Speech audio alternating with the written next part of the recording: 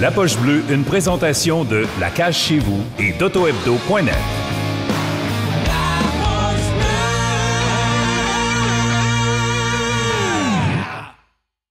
Il y a le Belly s'en vient, ils vont être là tantôt, tous nos collabos vont être là, la gang. On a un gros party, c'est pas fini là. À soir, là, ça sent la poche bleue foncée.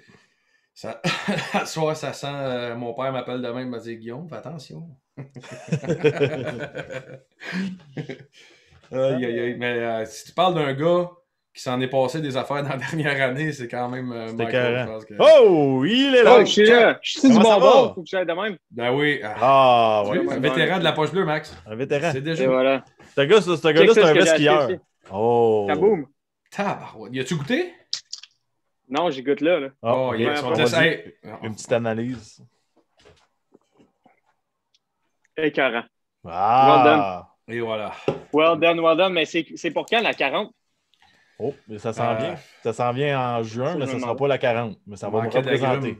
On manquait d'agrumes, c'est pour ça. Inquiétez-vous pas avec ça.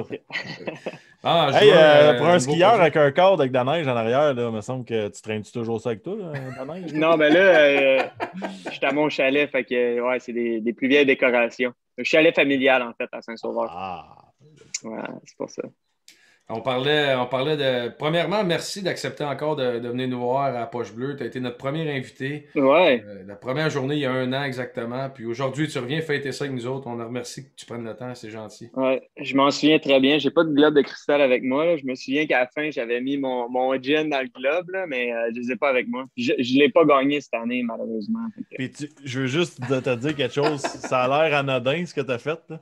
Mais quand on a raccroché le Zoom après, puis on s'est appelé pour parler du premier podcast, on s'est dit qu'est-ce que Kingsbury vient de faire là? C'est exactement ça, nous autres! Il a chugué dans le globe de cristal!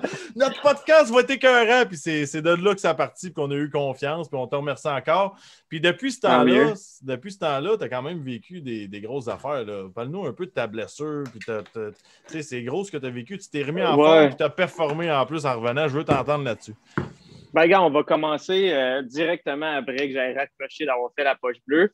Les contrats de commandite sont arrivés. Non, qu'est-ce que c'est arrivé, des gros commanditaires. Puis, non, pour de vrai, tu sais, avec le COVID et tout ce qui se passe, j'ai eu une année vraiment différente d'entraînement. Tu sais, je me suis entraîné un peu avec Max par après, quand les gyms ont réouvert durant l'été. Puis, je me suis acheté genre des équipements de gym chez nous pour me mettre genre le plus top shape parce que je savais que, tu sais, moi, en ski, c'est comme un peu au hockey, tu sais, il faut que tu sois sur la glace souvent. Moi, il faut que je sois sur la neige le plus souvent possible. Puis, je me souviens de... Écoute, j'ai skié ma dernière fois, j'étais en Suède, j'ai pris l'avion, j'étais avec Max dans l'avion en plus quand je suis rentré. Puis, j'ai pas skié jusqu'en Suisse au mois d'octobre après. Puis, tu sais, pour moi, j'avais jamais fait ça de ma carrière. Fait que j'ai pris le temps de me mettre dans la meilleure shape physique. Puis, quand je suis arrivé à la première Coupe du Monde de la saison en Finlande, première journée de training avant la compétition, deuxième run le matin, j'ai sauté trop gros. Puis, je me suis fracturé 2 vertèbres dans le dos, T4, T5. Donc, ma saison a comme coupé bien raide là. Puis, quand j'étais allé à l'hôpital en Finlande, ils ont vu que j'étais bien coupé puis que mes vertèbres, puis que ça allait guérir assez rapidement. Fait que... Attends une minute, là, je vais t'arrêter là avant de continuer. Ouais. On a la même question, c'est sûr. Peut-être parler de ton expérience là-dedans. Tu sais, c'est pas facile d'arriver à l'hôpital en Finlande, c'est la panique quand les gens ne parlent pas vraiment ton langage. Ouais. Là, tu te sentais comment là-dedans? Je sais pas si vous autres, vous avez déjà expérimenté ça en Europe ou whatever. Là. Oui, ma femme a accouché en suédois, moi. Oui, c'est ça. Mais tu sais, moi, en fait, ce que je veux dire, c'est que je me suis planté, j'ai fait un punch front en ski. Puis, je me suis planté dans la piste. Fait que là, tu sais, avant que les patrouilleurs puis tout le medical staff arrivent autour de moi, c'est juste mes coachs qui sont venus. Puis moi, j'avais comme plus de souffle. Ça faisait 2 minutes, j'avais plus de souffle. Fait que j'étais comme, c'est sûr qu'un de mes poumons est perforé ou quoi que ce soit. Puis en même temps, je me dis, je touche, genre, j'essaie de bouger mon dos comme ça. Puis je fais, mon dos, il est raide. Fait que je me lève debout tranquillement. Puis je dis au physio de mon équipe qui est venu me voir, je dis, je vais descendre en bas par moi-même, je suis correct. Puis quand je suis arrivé en bas, je suis allé voir mes coachs, j'ai fait, man, mon dos il est raide. Je vais prendre du physio demain, puis j'arrête ma journée là-dessus. Puis là, c'est quand je suis rentré dans ma chambre d'hôtel, moi, ce qui me fait le plus peur, c'est qu'en rentrant dans ma chambre d'hôtel, tu sais, j'ai tout mon équipement de ski. Mon hôtel est collé sur la piste de ski. Puis rendu dans ma chambre, je suis plus capable d'enlever mes bottes de ski. Je suis pas capable de dézipper mon manteau tellement que mon dos fait mal puis l'adrénaline était rentrée dans mon corps, tu sais. Elle était comme sortie un peu. Puis là, je me suis couché à 4 pattes dans ma chambre. Puis là, j'ai appelé mon physio. J'ai dit non, ça va pas. Là, j'ai vraiment mal dans le dos. Fait que là, on a conduit à l'hôpital en Finlande. Puis ouais, c'est un peu bizarre. C'est du monde. Tu parles. Moi, je parle avec mon anglais qui est un peu mieux que le leur, mais un peu cassé. Puis eux me répondent en anglais un peu cassé. Je suis rentré dans la grosse machine, dans le gros tube. Puis je me suis assis après ça. Puis je m'assois avec mon coach. Puis là, la fille, elle rentre, elle fait « Ouais, t'as 2 fractures dans le dos. » À part. Là, nous autres, notre poil, il lève de même. Là, je fais « Oh shit. » Moi, je sais-tu combien de temps ça prend à revenir d'une fracture d'une vertèbre? Mais elle nous dit ça, puis elle s'en va. Elle dit « Le radiologue va venir vous voir, puis vous dire la réponse. » Fait que moi, mon coach, on se regarde, comme un peu genre, pas en panique, mais genre comme « Oh shit, qu'est-ce qui se passe? » là? Puis en même temps, moi, il vient tout dans ma tête. Est-ce que je vais être capable de revenir au niveau que j'étais? Puis au sommet de ma forme physique, je commence la saison. Je me sens bien. Fait que ouais, ça a été un peu épeurant. Puis c'est ça. Finalement, le radiologue est rentré. Il a dit « Ouais, c'est bien cassé. » Il m'a montré les fractures. Puis il m'a dit 4 à 8 semaines. Ben, pas mal 6 à 8 semaines, tu vas être revenu puis tu vas être capable de skier encore. Fait que, tu sais, 4 à 8 semaines, c'est quand même, ça se fait bien. Là. C'est un mois, presque 2 mois, puis j'ai été capable de revenir. C'est ça qu'a fait la 84 je vais te dire, t'es le deuxième à avoir un bouillon après Régent de Terrebonne au podcast. Ouais, j'ai un bouillon. Je bois pas souvent de la bière. Ça monté. Mais pour les gens sur le chat, j'ai vu qu'il y avait du monde qui disait j'ai des questions pour Michael. Écrivez sur le chat vos questions. On va essayer de les prendre puis de les envoyer à Mike. On sait il est généreux. Fait qu'on va, si on a la possibilité d'y poser des questions, ça va nous faire plaisir. Tu as dit quelque chose qui m'a vraiment intéressé. Tu as dit je suis arrivé la 2e journée, blablabla. J'ai sauté trop gros. C'est quoi ça veut dire? J'ai sauté trop gros. Ben, en fait, en Finlande, écoute, la piste en Finlande, c'est une piste quand même assez à pic. La longueur est 250 mètres. Peut-être 28 degrés d'inclinaison. Puis en Finlande, c'est comme au Québec. Donc, si tu vas là-bas au mois de novembre, décembre, c'est toute de la neige à canon à neige. Pour les skieurs, la neige à canon à neige, c'est de l'eau qui est avec la température qui est vraiment froide dehors, qui jette comme de fausse neige. Mais cette neige-là est très, très glacée. Une fois que tu passes dessus, ça vient un peu de la glace. Puis moi, sauter trop gros, c'est juste j'ai sauté ce saut-là plein de fois dans ma vie. Dans cette piste-là, j'ai dit ça quand j'étais à Tout le monde en parle, mais je suis comme Raphaël Nadal à Roland Garros. C'est la piste qui fait mieux mon ski. Puis, écoute, j'ai juste mal jugé ma vitesse. J'étais peut-être un peu trop confiant, puis j'étais trop excité d'y aller. Puis j'ai atterri dans le devant d'une bosse. Fait que j'ai sauté, je te dirais, 2 mètres trop loin. Puis si je sautais un pied plus court ou un pied plus loin, j'aurais été correct. J'ai juste landé vraiment au spot qu'il fallait pas lander. Puis tu es un gars qui s'intéresse beaucoup, je le sais, le côté mental du sport et tout ça, la concentration, se relever les défis, puis tout. Puis dans une situation de même, on s'entend que tu domines ton sport, tu fais tout ce que tu veux, mais là, tu as frappé le mur pour la première fois de ta carrière, là, théoriquement. Ouais. Comment tu te sentais, puis qu'est-ce qui t'a aidé dans ta préparation mentale? Ouais, ben moi, c'est sûr, ce que je suis le plus fier dans tout ça, c'est que j'ai fait, écoute, je ne veux pas me tromper, mais autour de 109 départs consécutifs en Coupe du Monde. Wow. 109 départs, c'est un record de pas mal tous les temps. Fait que c'est moi qui ai le plus de départs consécutifs sans s'être blessé. On a un sport où le monde se blesse souvent, les genoux, le dos, il y a bien des affaires qui arrivent. Puis d'avoir fait ça aussi longtemps sans m'avoir blessé, je suis content que ça soit arrivé pour moi dans ma carrière présentement parce que j'ai moins de pression que j'avais avant. Je suis champion olympique, puis je suis plus mature maintenant. Puis je pense que c'est arrivé à un bon moment dans ma carrière. C'est jamais le fun quand ça t'arrive, mais je pense que les premiers moments ont été difficiles. Surtout quand moi, je suis rentré à la maison, avec le COVID et tout ça. Là, moi, j'ai pris le premier vol de la Finlande pour rentrer à la maison. Mais moi, il fallait que je aille me mettre en quarantaine. Là. Je ne pouvais pas rentrer à la maison pour avoir des traitements à l'hôpital. Là. Moi, c'était rentrer à la maison, puis toi, tu es en quarantaine 2 semaines avec le dos cassé. Fait que je suis quand même chanceux. j'ai une bonne équipe autour de moi d'entraîneurs physiques. Comme toi, Max, t'avais, Scott Livingston, on était sur Zoom souvent, on se jasait, puis il m'a donné des exercices à faire à la maison en attendant. Mais c'était au point que, sérieusement, après m'avoir blessé, j'étais à mon chalet ici, puis j'étais pas capable de lever mon bras pour aller me chercher un café le matin. Genre, ça me faisait trop mal. Fait que c'est sûr que je me demandais, moi, je m'étais fixé un objectif, je m'étais dit, après m'être blessé, je reviens au championnat du monde, puis j'ai gagné. Mais je me demandais à ce moment-là comment j'allais faire pour être capable de gagner dans 2 mois quand je n'étais pas capable de me faire un café à cause de mon dos. Fait que je suis vraiment fier de la manière que je me suis relevé pour toutes les affaires que j'ai faites dans le petit mois que j'avais pour me préparer. Puis écoute, je suis revenu, puis j'ai toujours rêvé de faire une saison parfaite. Puis je suis revenu, j'avais 4 chances en Coupe du Monde, j'ai gagné 4 en revenant. Fait que c'est quand même incroyable d'être parti de si bas et être revenu si haut. On a plein de questions, Max, puis je pense que c'est important qu'on les passe, mais j'en ai une dernière sur ta blessure, puis je pense que c'est important parce qu'on vit souvent avec ça dans le sport, puis là, tu disais j'ai sauté trop gros, j'étais peut-être trop confiant. T'as-tu eu des regrets? T'as-tu dit, Chris, je cave? Pourquoi je suis allé là tout de suite? T'as-tu regretté un peu d'aller si vite, si loin? Cette journée-là, mettons. Là. Ouais, ben c'est sûr que oui. Je me suis dit après, j'aurais dû prendre mon temps. Puis c'est quelque chose qui me suit. Puis on apprend de nos erreurs dans la vie. C'est fait pour ça. Puis quand je suis revenu, j'ai tellement pris mon temps pour revenir à mes sauts de compétition. Je te dirais que la première fois que j'ai poussé pour de vrai, c'était quand j'étais dans le start gate pour ma qualification à Deer Valley, à mon retour en ski. Sérieux? C'est comme si, comparé au hockey, c'est comme si je faisais des pratiques tranquilles, juste se refiler tout, puis OK, je joue contact quand je recommence,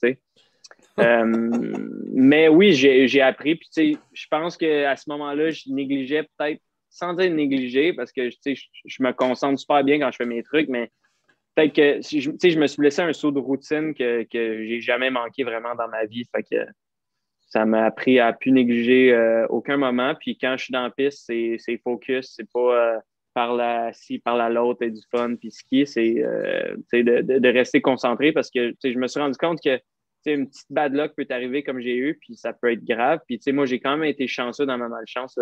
Fracturer une vertèbre, c'était quand même près de ma moelle épinière. Là, tu veux pas aller jouer proche de là.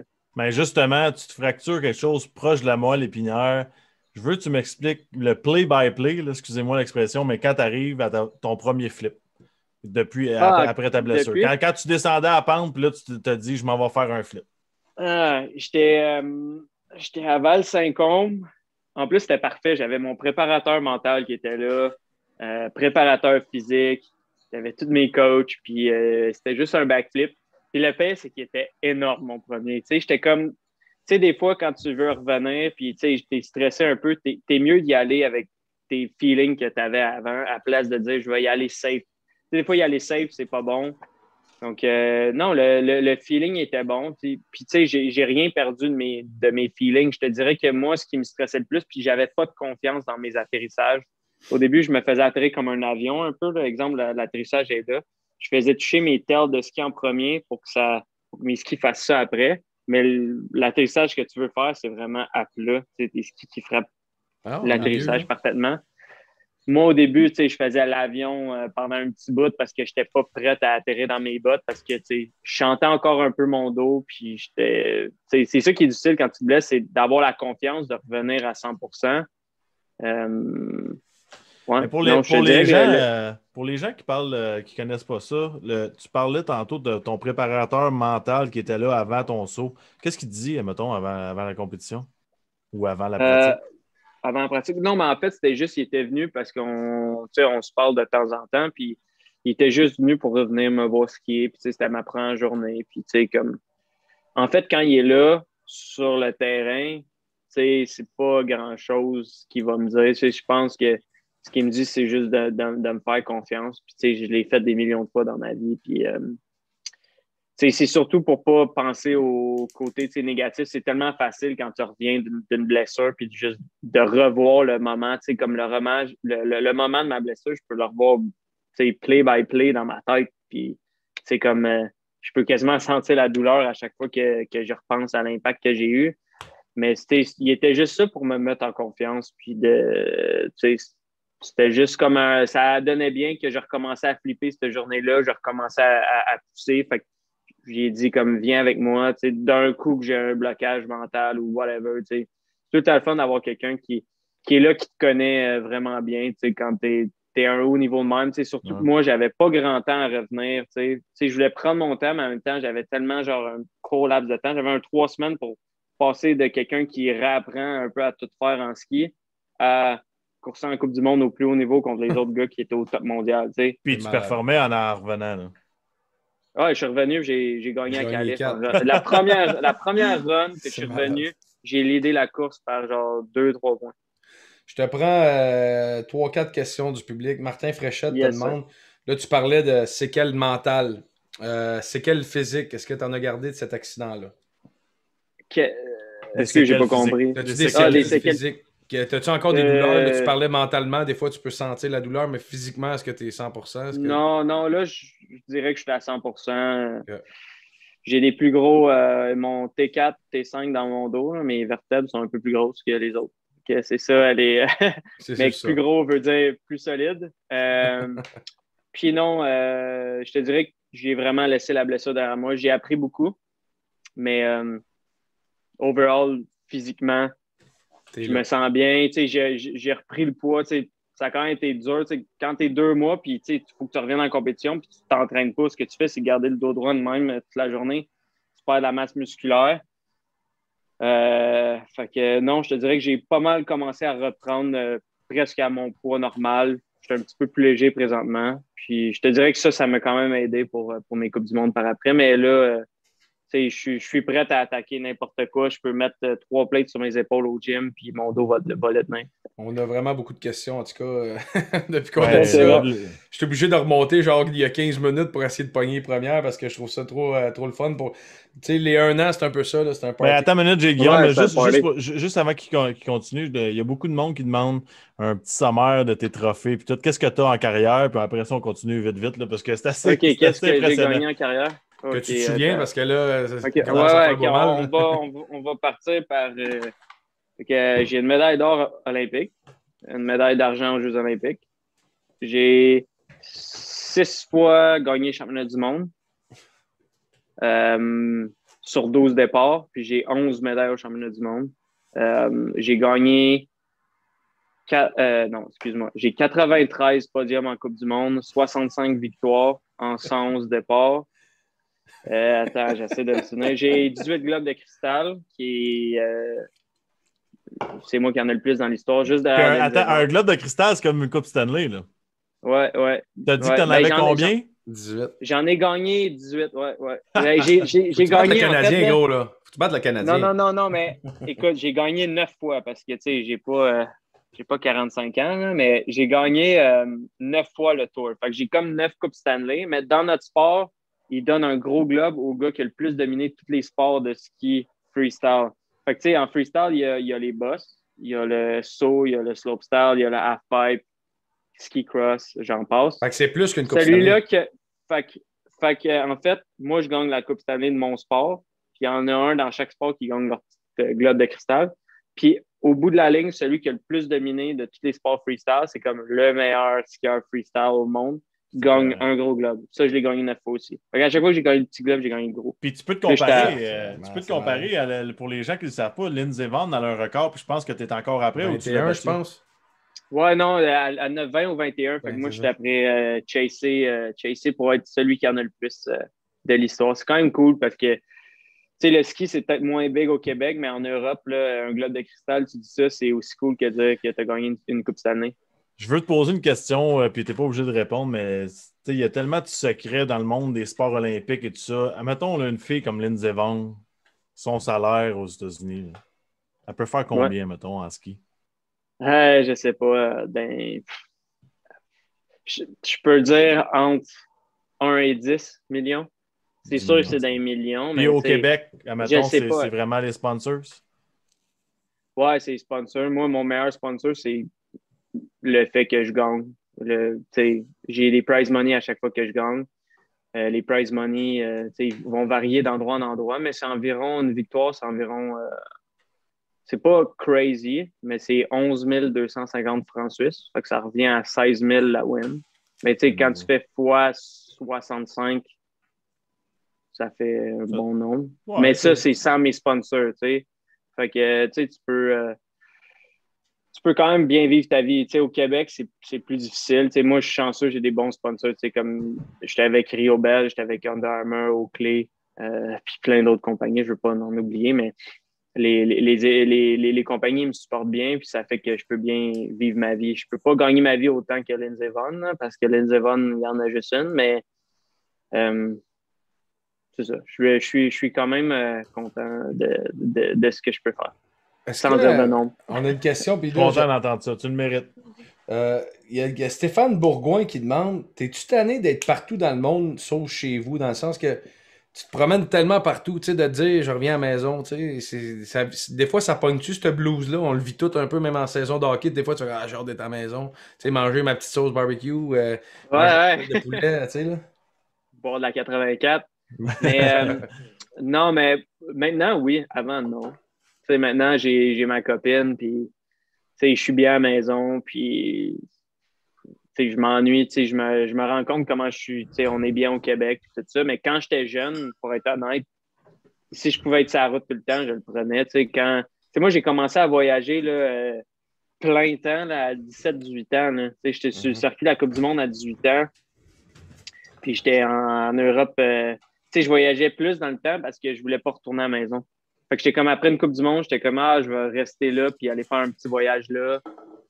Puis, tu sais, quand j'étais jeune, après 2 mois, ça route, je faisais je m'ennuie, je veux rentrer à la maison. Je rentrais à la maison après une fin de semaine d'avoir vu mes amis, ma famille. J'étais comme bon, ben, je suis prêt à repartir, puis je repartais à quelque part. Tu sais. Fait que maintenant, je me rends compte à quel point que, tu sais, moi, quand je reviens, je m'ennuie oui, de ma famille, ma copine, mes amis, mais je m'ennuie du monde au Québec. Tu sais, je trouve qu'on est bien, on est chanceux d'être ici. Tu sais.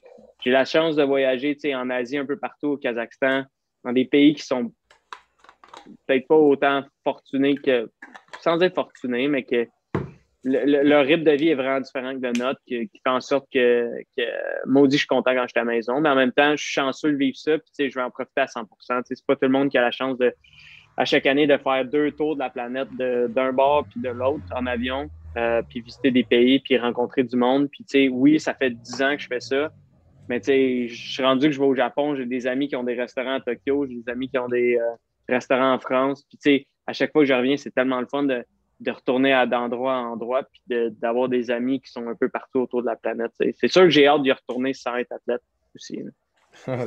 Ça devient-tu plate à un moment donné? C'est con comme question, mais tu as tout gagné. Ça a l'air même facile. Je te regarde, là, puis moi, je te connais, je me suis entraîné avec toi. Des fois, je pense que tu serais capable de t'endormir en haut de la pente avant de descendre. Je me sens de même. Comment tu fais pour te motiver? Comment tu fais pour te motiver, honnêtement? Sérieusement, on dirait que tu joues... Quand je joue au hockey dans la rue avec des enfants de 4 ans, là, j'ai du fun, mais à un moment donné, c'est plate. Ouais, non, mais je dirais que c'est peut-être la même affaire pour... exemple, tu te demandes, OK, je veux pas me comparer à lui, mais dans mon sport, chacun a le niveau, mais tu sais, Tom Brady, comment il fait pour se motiver, lui, ou un gars comme, je sais pas moi, Tiger Woods, tu sais, je veux pas me mettre dans leur catégorie, mais c'est un peu la même affaire, c'est juste... Ben, t'es dans la même catégorie, t'as pas besoin de te cacher. Ouais, mais tu sais, OK, j'ai peut-être pas le sport le plus mainstream comme eux, mais c'est intérieur, tu sais, j'aime ce que je fais, puis le feeling de gagner est tout le temps différent, tu sais, vous l'avez vu au hockey, tu sais, chaque victoire est gagnée d'une manière différente, chaque but est différent, chaque stratégie de game est différente. Moi, c'est la même affaire, tu sais, puis c'est comme un peu ça, ma drogue, c'est la préparation, puis c'est comme l'engouement, puis le stress, puis le fait d'arriver, puis un événement, c'est sûr, là, je m'ennuie de ça avec le COVID, mais tu sais, d'arriver, puis avec la tête d'affiche, puis t'es dans un autre pays, puis qu'il y a une foule en bas, puis le monde, t'es vois une fois par année, puis ils sont excités de te voir, tu sais, c'est tout ça, puis juste, je fais pas ça pour les autres, je fais vraiment ça pour moi-même, puis le feeling pour moi de croiser une ligne d'arrivée, d'avoir tout donné dans la piste, est juste le meilleur au monde, donc, tu sais, j'ai déjà gagné tout ce qui est... Tout ce qui est possible. Tout ce qui est possible dans le sport. Puis tu viens de montrer sa première marche du podium. T'es rendu premier au compte des rottes dans la poche bleue. Fait mais Max, il y a un commentaire que je trouve drôle parce que j'espère que l'entrevue sera pas mal repris puis que le gouvernement y écoute parce que tantôt t'as dit mon T4 est très gros. Est-ce que quelqu'un sur le chat a dit ça? Mais est-ce que tu vas... Attends, je veux pogner une question. Je veux sortir... Ouais, ok, c'est bon ça. Pierre-Olivier Normand qui dit je pense que Pierre-Olivier. PO, c'est le gars de Saint-Pancras. Question pour Michael. Comme tu pratiques un sport difficile sur le corps, selon toi, jusqu'à quel âge tu penses pouvoir faire cela? Ben, la blonde n'est pas loin. Elle, c'est sûr qu'elle a peut-être hâte que j'arrête. Mais non. Au moins, elle dit ben non. Mais jusqu'à 2022, c'est sûr que j'aime pas ça regarder trop loin. Jusqu'à 2022, c'est sûr que je vais être là.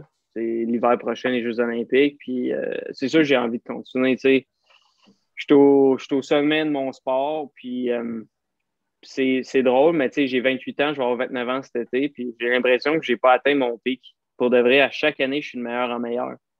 Puis c'est ça qui est le fun. J'ai un sport qui a comme pas de perfection, puis que tu peux tout le temps t'améliorer, tu peux être tout le temps de plus en plus rapide. Tu peux faire des sauts plus difficiles.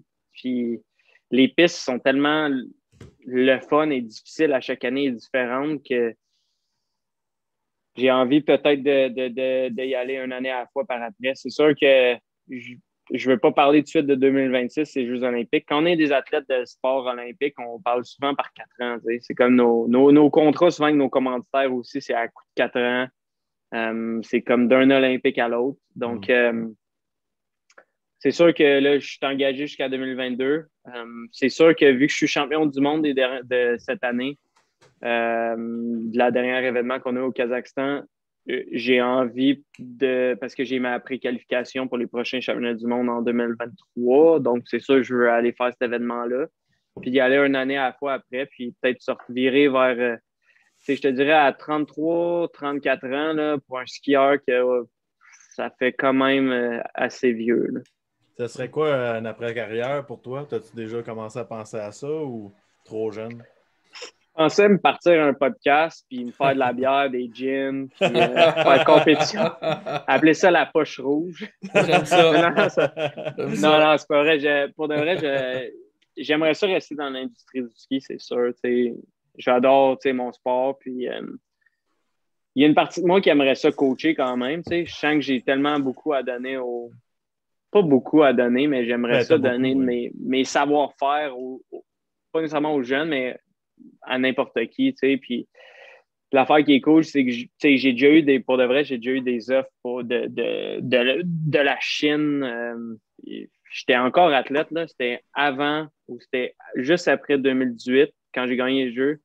Il y a un monsieur chinois qui m'a dit si jamais tu venais coacher pour nous, on va te faire un contrat quand tu veux. Fait que, c'est cool de savoir que il y a déjà des pays qui sont prêts à m'offrir de quoi si je veux coacher un jour. C'est sûr, le best, ça serait d'être au Canada le plus possible parce que j'aimerais ça avoir une famille puis tout, là, un jour. Puis, je veux pas avoir des enfants à 40 ans, mais ouais, on va voir. Il y a tellement d'affaires qui m'intéressent. Le real estate, on va voir. Je suis pas encore rendu là. Ça te ferait-tu peur? Tu dis, j'aimerais ça avoir des enfants avant 40 ans. Ton kid t'a dit, pas, je veux faire des boss. Ça te fait-tu peur? Non. Non? Oui puis non. L'affaire, c'est que je sais c'est quoi être un kid d'un ancien gars qui est là, il y en a déjà eu dans notre sport, puis je sais que tu as tout le temps un peu plus de pression parce que, ton père a fait ci, ça, mais écoute, moi, la journée que je vais avoir un enfant, je vais le laisser faire ce qu'il veut faire pour de vrai. S'il veut jouer au hockey, je vais tout y donner, puis s'il veut jouer au tennis ou s'il veut être un pro aux échecs, je vais être là anyway. Mais c'est sûr que moins de danger. Ouais, mais c'est sûr que il risque de grandir près des pentes de ski, puis je vais être là pour lui donner des conseils. Mais peut-être je vais peut-être faire un petit Johnny Gaudreau, un petit joueur dans la NFL, là, bien vissé, là. Moi, ce qui m'intéresse, c'est de savoir quand tu fais un saut et tout ça, combien de temps tu le pratiques? C'est quoi la discussion avec l'entraîneur, toi-même? Puis quand est-ce que tu décides de l'amener en compétition? Ça dépend-tu de tes compétiteurs ou c'est vraiment toi qui tu t'en vas dans une direction puis c'est aux autres de suivre? Un saut, là, à la base, là, ça part là, dans 90% des cas. Là. 95% des cas, ça part sur une trampoline où tu apprends un truc. Tu le fais une couple de fois, tu le laines. Après ça, tu peux le faire dans une rampe d'eau ou sur un airbag. Fait que c'est un saut où tu atterris dans l'eau, fait que ça fait moins mal. Ou sur un airbag, c'est comme un gros coussin. Puis après ça, tu le fais sans neige. Fait que tu sais, tu as vraiment la progression. Fait qu'une fois que tu en as fait une bonne centaine, 1000 sur la trampoline, ben, tu le fais sur l'airbag ou la rampe d'eau, tu en fais un autre 1000. Fait que quand tu arrives sans neige, tu sais que tu vas atterrir sur tes pieds. Puis l'autre 5%, c'est des fois, tu te perds dans les airs, ça crée un trick. Ben, pas que ça crée un trick, mais ça fait un nouveau trick. Puis là, tu fais, oh, je vais essayer de refaire ça. Ça arrive des fois que. Non, même pas, même ça neige. Moi, ça m'est déjà arrivé à un moment donné de me perdre dans les airs puis rajouter genre un 360 à mon trick parce que je suis perdu. Puis j'ai fait, bon, je viens de faire un trick que j'ai jamais fait. Fait que des fois, il y a des essais-erreurs qui vont moins bien. Mais tu sais, c'est plus rare que moi, exemple, pour pas me blesser, c'est rare que je vais faire genre un essai genre d'un nouveau truc direct sans neige. Souvent, tu le build up, ça trampoline, puis tu rends ça safe. Fait que c'est pour ça la plupart des skieurs de n'importe quel sport, on est tous des bons genres d'acrobates. C'est quoi, on doit t'en avoir posé, là, c'est une question du chat, là, parce qu'il faut comprendre qu'il y a du monde qui n'ont pas encore écouté les premiers épisodes de la saison 1. Fait que, une question, c'est quoi ta ville préférée? Puis je veux que tu fasses le mix pour le ski, mais pour l'après-ski, pour la ville en tant que telle. Puis c'est où tu as vécu le plus gros clash au niveau culturel? Ouais, c'est ça. Je peux pas croire qu'il y a un tournoi, il y a une compétition ici. OK. Je vais aller avec plus meilleur après-ski pour moi. Puis ça, je vais dire à tout le monde, les après-ski peuvent être incroyables n'importe où dans le monde. Ça peut être incroyable au Mont-Saint-Sauveur, comme à Bromont. Tout dépend du monde avec qui tu es avec, puis la température. C'est la même affaire que le ski. Il y a plein de monde qui me dit la meilleure montagne pour skier, c'est whatever, Vail aux États-Unis, mais ce monde-là, ils ont peut-être été juste après une tempête puis ils ont eu du blue sky. Pour moi, ce qui est revenu le plus souvent, autant que j'ai eu de la température de merde là-bas, c'est Zermatt en Suisse. Montagne incroyable, tu as le Matterhorn. Je sais pas, Max, quand tu es allé jouer en Suisse, si tu as été visiter Zermatt, mais si tu manges une table ronde de chocolat, le petit logo dessus, c'est la montagne qu'il y a là-bas. Puis les après-ski là-bas, le fait que quand j'y vais, je connais quand même beaucoup de monde qui sont là-bas. Les bars, puis la manière que le village fonctionne, c'est qu'il n'y a aucune auto. Tout est à pied, puis c'est comme super vieux. Fait que c'est incroyable. Plus gros clash, c'est culturel, ce serait en Chine, à Changchun. C'est un vol de 2 heures au nord de Beijing qui t'arrive entre la Corée du Nord et la Mongolie. Il y avait une petite montagne de ski là. C'est une petite ville bien tranquille qui a une population plus grosse que Montréal. C'était en Chine, puis non, c'était un peu n'importe quoi, mais c'était un plus gros clash culturel. Là. Je peux te dire, je mangeais des ramen dans un pot en plastique pas mal tous les jours, parce que l'affaire, c'est que ce que je me souviens au buffet là-bas, c'est à chaque fois que je demandais au gars, c'est quoi ça au buffet, le gars, il me dit tout le temps chicken, beef. Ça avait l'air du chat, du chien. Puis à chaque jour, le poisson, il y avait un gros bocal avec des vraiment laids poissons qui étaient dans le lobby de l'hôtel. Puis à chaque jour, il en manquait de plus en plus. Puis on se rendait compte que à chaque soir, il y avait des vieux poissons, je te jure. Il y avait des vieux poissons qui traînaient, genre cuits à moitié, coupés, slicés en deux. Fait que ça, c'est un gros clash. Ah, man, j'ai des frissons. C'est pour ça que je mangeais des ramen à tous les jours. Aïe, man. On passe à la section qu'on appelle la petite vitre. C'est quand tu es venu la première fois, on ne l'a pas faite. Parce que c'est un segment qu'on a ajouté par la suite. Ouais, j'étais pas dans ça. De golf, foursome de golf, ou juste aller souper, peu importe. Là. C'est quoi ton foursome de rêve? Les 3 personnes avec qui tu dis j'aimerais ça passer une journée. Tout sport, politique, golf, peu importe. Là, ski, whatever. Shit, j'aurais dû penser à ça avant parce que je l'ai entendu de plein de monde. C'est ça, je veux dire, Tiger Woods, parce que je veux le meilleur joueur de golf. J'imagine que tout le monde a dit Tiger Woods. C'est soit, exemple, je vais prendre un pro golf. Fait que c'est soit Tiger Woods ou pour moi, j'ai toujours aimé Ricky Fowler. Fait que un des deux. Mais probablement ouais, Tiger Woods. Je pense que je prendrais. Je vais prendre. On a le temps. Je prends. OK. Je prends Lewis Hamilton. Hamilton. C'est bon choix à date. Puis là, F1, je ne sais pas si quelqu'un l'a dit, mais j'aime bien F1. Puis je vais prendre des gars qui ont dominé puis qui sont similaires à moi. Qu'est-ce que t'aimes, qu'est-ce que t'aimes de la F1? Excuse, ça m'intrigue. C'est quoi qui vient te chercher le plus dans la F1? Écoute, il y a une couple d'années, François Dumontier, quand j'ai gagné les Jeux, m'a invité à venir à F1 dans sa loge. Je suis juste tombé en amour avec le sport. C'est grandiose. Puis, les soirées qu'il y a autour de Montréal avec ça. C'est pas juste le Grand Prix à Montréal que j'aime, c'est juste. Il y a la série maintenant sur Netflix, je sais pas si vous l'avez vu, mais il y a 3 saisons. C'est écœurant. Puis tu deviens juste proche de chaque gars. Je sais que le sport, le moteur, la construction, tout ça est tellement important, mais c'est le fun. C'est juste. Je sais pas, je trouve qu'il y a un hype. Je me lève à tous les matins pour écouter la RDS, la F1, les qualifs, puis pas les finales, là, mais la course. Ouais.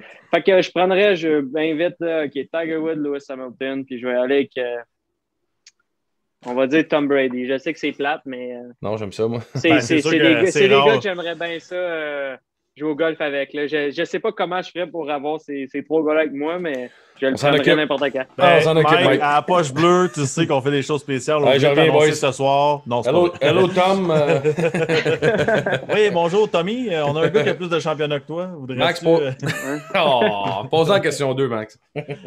Ta rencontre la plus impressionnante en carrière? À part moi au gym, là. C'est qui que t'as rencontré qui t'a donné des frissons? À part moi à la cantine. Ouais, non, mais pour de vrai, là, je sais que j'ai compté la première fois à poche bleue, là, mais j'étais là à ton premier but contre les Oilers au Centre Bell. OK. Nasty but qu'ils ont donné à Sakou avant moi, mais c'est pas grave. Ouais. Puis, deuxièmement aussi, première fois, moi, je rentre au gym, j'ai 17 ans, puis Max Lapierre rentre avec son hoodie des Canadiens comme ça, là. C'était assez impressionnant aussi. Je suis surpris qu'il ne portait pas son chandail. D'habitude, il sort avec son chandail pour montrer au monde qu'il est là. Personne la plus impressionnante. Je vais rester dans le monde du hockey, là, mais moi, je pense que c'est Sidney Crosby. Moi, ça m'a impressionné. Je sais que Max te jouait avec. Tu le voyais dans le vestiaire. Moi, je sais pas. La fois que je l'ai rencontré, je suis pas le genre de petit gars qui est starstruck, vraiment. Mais quand je l'ai vu, lui, ça me... j'ai eu... c'est quand même cool. Là. Je vais raconter une histoire vraiment rapide. Là. T'as le temps. Est-ce que je l'ai compté la première fois que je suis venu, mon histoire de Sidney Crosby? Il y a peut-être du monde qui vont dire oui, là, mais... Non. Pas grave. Hey, c'est quoi, beauté? Je me souviens pas, moi. OK, bon. C'est parfait. Hey, Mike, okay, juste pour te donner une petite comparaison, je te l'ai dit tantôt au téléphone. C'est juste te montrer dans la vie comment on est chanceux. Quand on a commencé le premier show, on avait 800 personnes qui nous avaient regardé ton entrevue. Ouais. Puis aujourd'hui, quand je t'ai appelé, je t'ai dit, il y a des questions que je vais reposer parce que là, on est parti de 800 personnes le premier show, puis maintenant, par semaine, on a un total avec Cogeco, là, on a eu 200 000 personnes environ qui nous écoutent par semaine. On est rendu là. C'est malade. Félicitations. On est fiers, puis là, tu peux raconter ton histoire. OK, bon, je peux la raconter. Je vais la raconter rapide. Je ne sais pas combien de temps. Ça va, Max? Mais... Ça va, Max?